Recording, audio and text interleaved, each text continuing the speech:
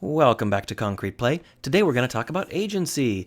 Player agency has a lot of essays about it, but we're not going to talk about any high concept essays. We're going to talk about how to implement it in your game right now. First, I have to tell you what player agency isn't. Every game that is made on the PC or consoles, computer game, is based on a railroad, a linear situation where the player moves through each stop and then moves on to the next stop. This makes it super easy for you to write plot and levels and stuff like that. You know where the player has been, you know what their stats are, you know what their skills are because they've had to learn them and demonstrate them. You know what plot elements they've seen, what plot elements they haven't, and you probably know what they're feeling because they've just gone through your plot elements. So this is a really great way to allow a game designer to develop a moving and fun set of challenges. An example of a very, very heavy rail game is Angry Birds. Every level is linear, it builds off the level before it. But most of the Angry Birds players were drawn into that railroad and really enjoyed it. It was very well done.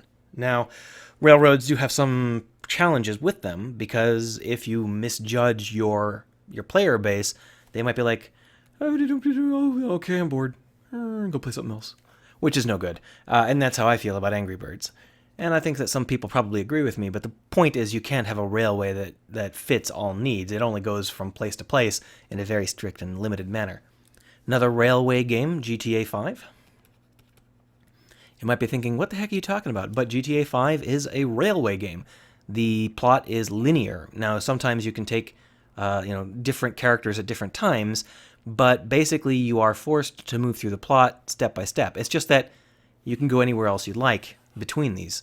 But you can't then go over here. Nope, you have to come back here and move on to the next plot where Franklin drives his truck or whatever, and then you go over here and you go over here. You come back here and then you move into the next plot where someone is frozen and put in the morgue or whatever. It's a very linear setup, but there are vast expanses of freedom in between. This allows players to let off steam. You don't have to be as exact when you build your gameplay, or rather your railroad, because your railroad can have flaws in it. If the player starts to get bored, they won't just leave, they'll go do something else in the game world. They won't stop playing the game, they'll just go blow up a car. Now, this is not player agency. Player freedom is different than player agency. So, if we think about what player agency is,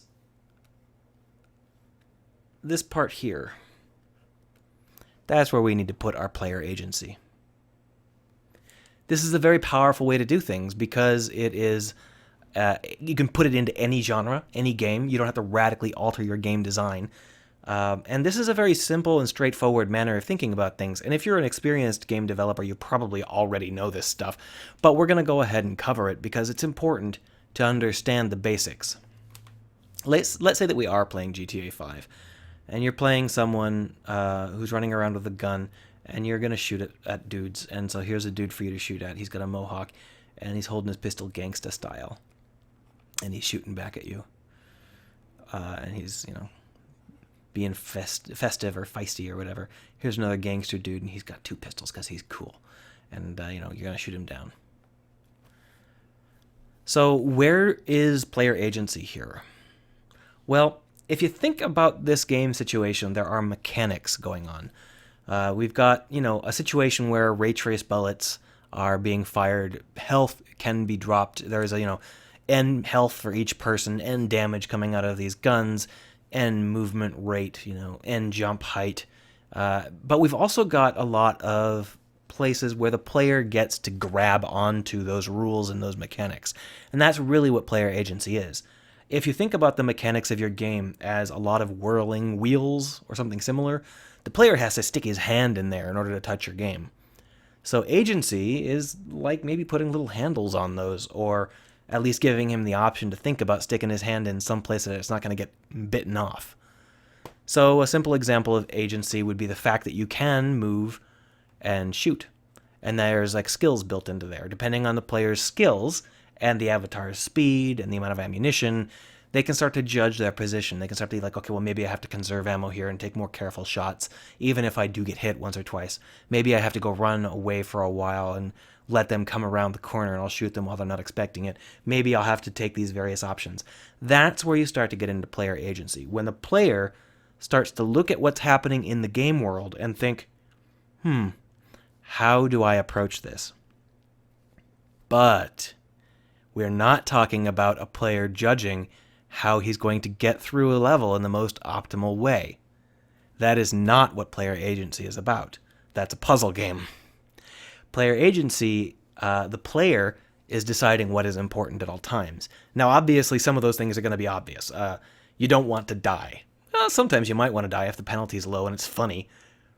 But rather than always aiming to be most optimal, you might be aiming for cool. You might be aiming for entertaining your audience because you're a Let's Player. You might be aiming for, this character, Franklin, would do it this way. You might be aiming for a pacifist run. You might be aiming for a stealth run. You might be aiming for a jiu-jitsu only run, no guns. There's a lot of various objectives. And even in a normal player's mind, a single normal player, as he moves through the game with no special objectives, he's going to have a lot of objectives, and they're going to be constantly floating up and down in his consciousness. Like, oh, there's a cool-looking car over there. Wouldn't that be neat? That's an objective. So when you think about player agency, we're not thinking about players getting through a situation in the most optimal way. We're thinking about players deciding what they want to do, and then looking at the game world and seeing whether or not they can achieve that, or vice versa. Looking at the game world and then deciding which of the things they want to do they can achieve. So here's a more complex example. You are now on roofs. These are rooftops, and there is a slat of wood across these rooftops. In order to stay on the rooftop, you'll have to cross this wood eventually. But maybe you want to let them cross the wood first, because whoever's going to cross the wood, they're not going to be able to strafe away or hide behind mysteriously on the roof. There are chest-high walls for some reason. So you're going to want to decide, are you going to dash across? Are you going to back off and let them come across and shoot them? Are you going to take cover and have a gunplay battle? Are you going to rush across and meet them in the middle and punch them off in a really cool fisticuffs battle? What are you going to do with this simple wooden slat? How are you going to react to this situation? And what are the coolest things you can do, the most interesting things you can do, the safest things you can do, the fastest things you can do? There's so many options with just this wooden slat. Obviously, this isn't a lot of complexity. This is just a simple example, and all of this stuff goes through the player's head really lightning fast. Almost nobody would consciously stop and say, what am I going to do about that wooden slat I have to cross? They'll just decide instantly, oh yeah, this is the time to dash across that slat, or oh no, I better back off and let them come across, or oh, who knows, maybe I should wing it. There are lots of options, but what if I told you that there was a sniper down here with a rifle and you couldn't hit him while you were on the left-hand roof? You can only hit him from the right-hand roof. All right, now what are you going to do? Well, you could lob a grenade down. You could dash across and just decide to take the bullets. You could jump down, go around back, shoot him, come back up, and then go across. You can do whatever you like. You can even do something as complex as this guy starts to come across. So you dash across on his right side, push him off, and so the sniper will shoot him while you move on. Would be hard to do in GTA, but it might be pretty easy if you were doing some kind of, time travel rewindy game. Those are pretty popular these days, right? All of these things depend on the gameplay, on the mechanics that you have put into the world. If this is an RPG and this is like a second screen battle, well, it's going to be a lot harder to do something like run down off the roof and run around to punch that guy in the back of the head. You're going to have a much more statistical set of challenges, and you're going to have to figure out what you're going to do to make those challenges interesting. You can't just use these examples. So there are, basically speaking, 4 pieces of this puzzle. 4 things that you need to put in your games. And you already put these 4 things in your games. All you need to be doing is consciously thinking about it, rather than doing it just randomly. So the first thing you've got to do is you've got to have a stat that varies, or stats that vary. You can call this condition or skills or whatever. Basically, as your game goes on, you need to have things that go up and down. Some things can go up more than down, some things can go down more than up. But this is stuff like health, ammo, running speed, psychic wave power, anything you'd like, weapon types. Your avatar has to have different characteristics as you move through the game, because that's basically going to give you a different pattern that you're going to be able to fit against the game's mechanics. So that's simple enough. Your game probably already has stats that vary, but there are a couple of things you're going to want to avoid. Avoid refills. It's become very, very popular these days to refill your battle energy after every battle. Oh, I've just defeated Mooks, so all of my HP regenerates, and here is a bunch of ammo. Oh, great. You should really avoid that, because it means that every battle is going to start at max. You're going to not vary your stats very much. You might vary them from level to level, but you're not going to vary them within a level. So that really blunts this part of the situation. In order to make the player think, and I'm not talking about like puzzle think, I'm just talking about like engage their brain while they're doing stuff, you want to make it so that they have to worry about the long-term effects of this battle. They have to be really a little bit worried that getting shot at might be bad, and that's something that doesn't happen very much these days. Now, that isn't to say you should just grind them down until they die. You should obviously allow them some refills, and you should allow them refills especially in places where it's more critical. But here's the other thing that you can do. You can allow retreats.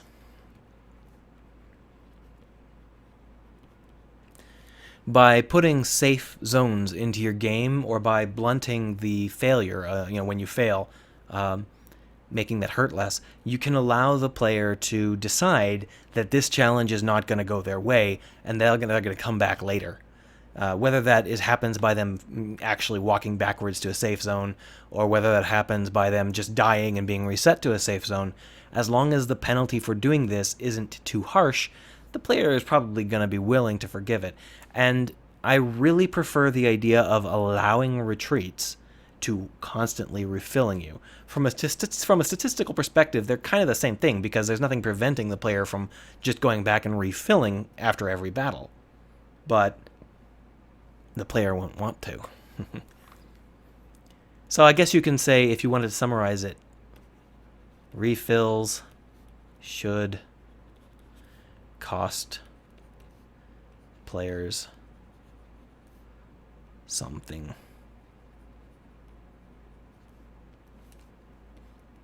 Small.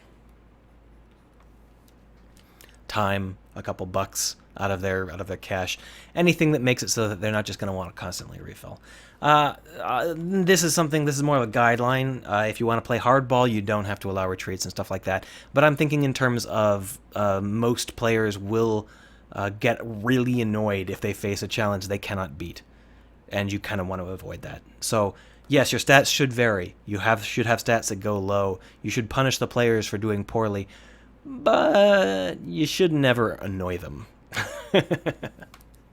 Second thing you should do, you should have players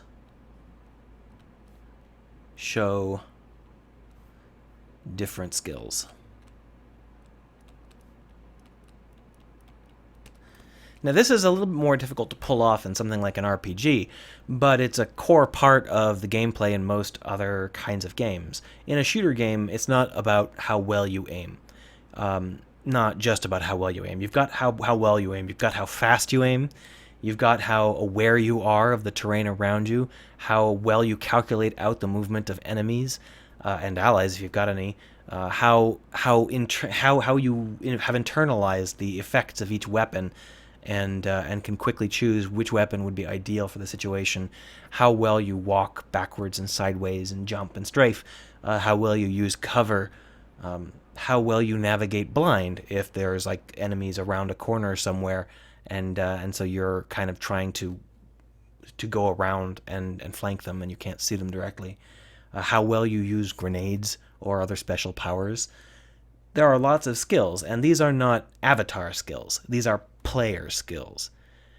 Now here's the thing. Even if your player is crappy, there are some skills they will be less crappy at.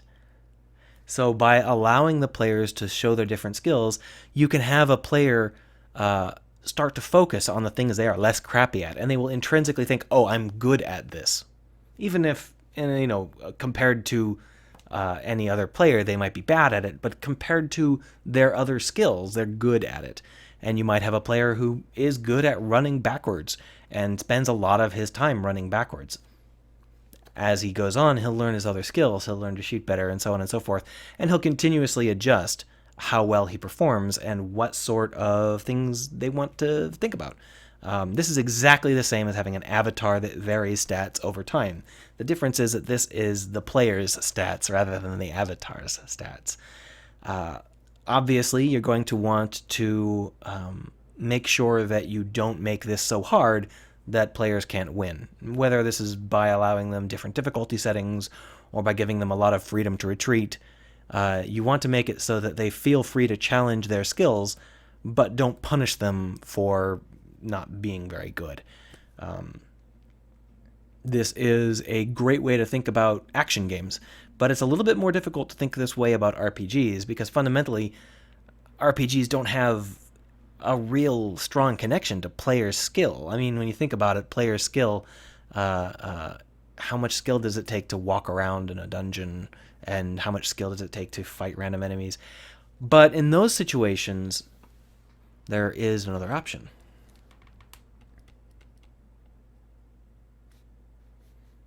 You can show off the player's daringness. I don't know if that's the right word, but basically, since the player has no skill, you can make it into a gambling game. A good example of this would be it'd be a dungeon, and you're in this dungeon, and it's a big long dungeon, right? You can go everywhere. But right here, there is a restorative pond, and you can restore all your HP and MP. Now, a player can go to that pond, and then they can just sit here and do this all day, and then they can leave. Or a player can go through and they can just touch the pond, they can run down here, and they can fight. And this will feel like they are expressing themselves because it is a gamble. As you go further away from the pond, going back to the pond will require you to get in more fights. So you are basically saying, "Oh, can I take this? Can I not take this? Are my skills high enough? Are my random encounters low enough? Is the boss easy enough?" And this will allow them to continually adjust in their head, well, how daring do I want to be today? But that's not the only way to do it. My favorite example of players daring this, actually comes from an action game. And of course, it is the action game that absolutely everyone had better have seen a Let's Play of, even if you haven't played it. God Hand. I think that there's Let's Players doing a Let's Play of it right now, if I'm not mistaken. So you should definitely go and see it. It's a really spectacular game. One of my favorite parts of God Hand is the danger meter, or whatever you want to call it, which starts at 1 and goes all the way up to death. And basically, as you perform better in combat, it goes up. So if you hit a guy a bunch of times and don't get hit, it goes from 1 to 2, and then from 2 to 3, and then from 3 to death. Or just not death, sorry, it's die. 3 to die.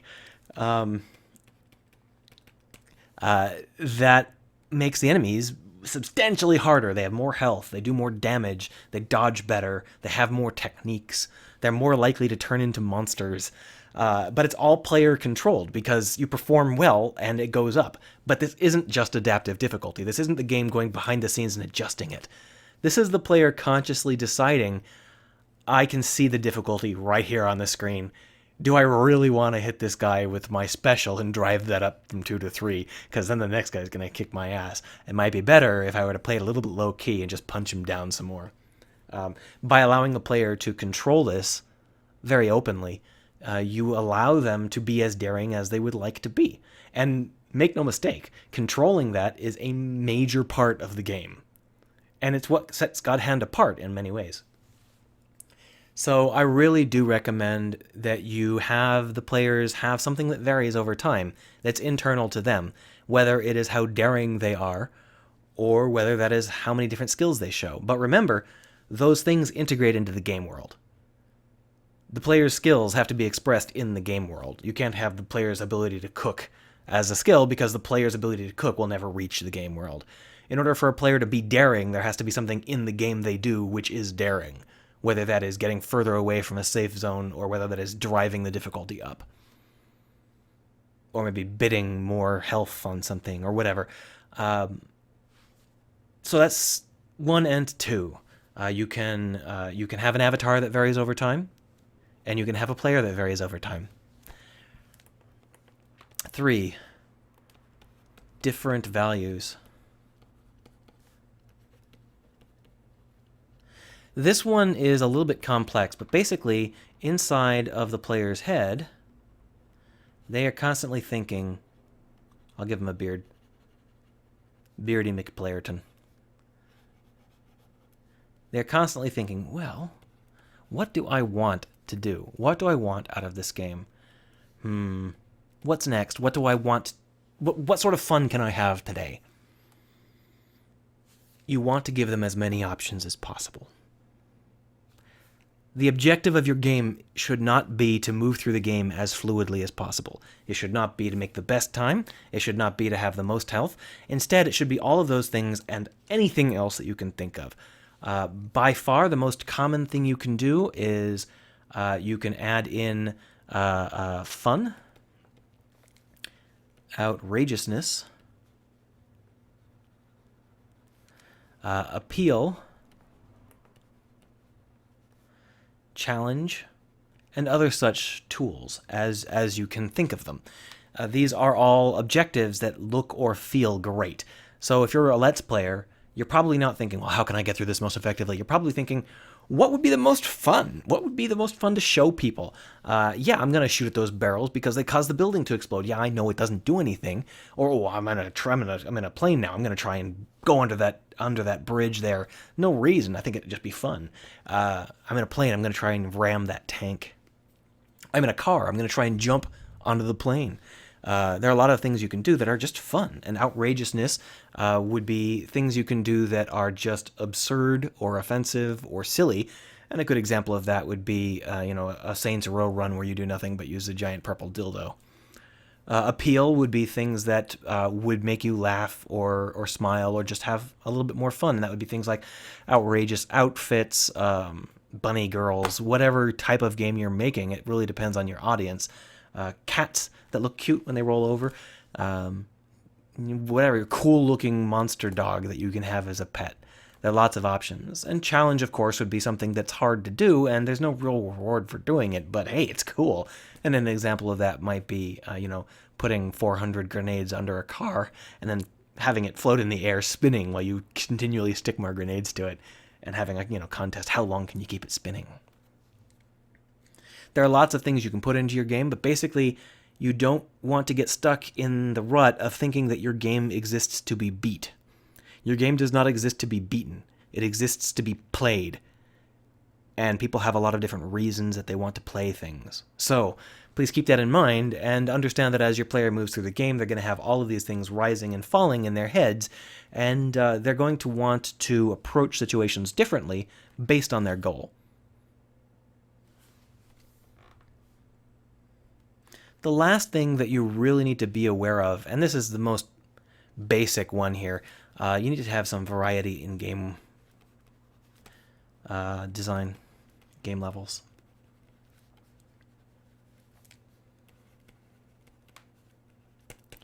Variety is really critical in the game world as well as for the individual avatar.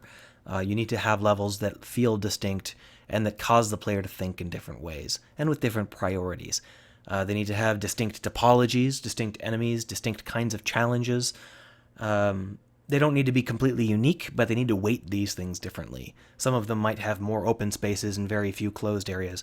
Others might have very few open spaces and many closed areas, but it's not like open spaces are forbidden. It's just the ratio is different, and it feels different to play through. So in short, you need to allow your game to vary the abilities of the avatar, the abilities of the player, the abilities of the level, and the thoughts of the player. You need to have your player have different objectives. This isn't all that difficult to do, really.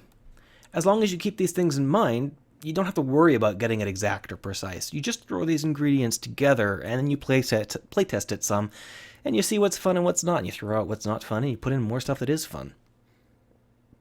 Just remember that no challenge exists in isolation.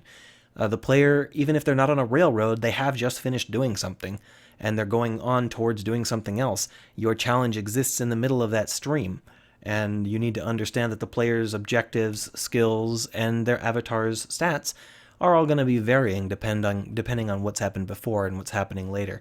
So you don't want to make anything too tight.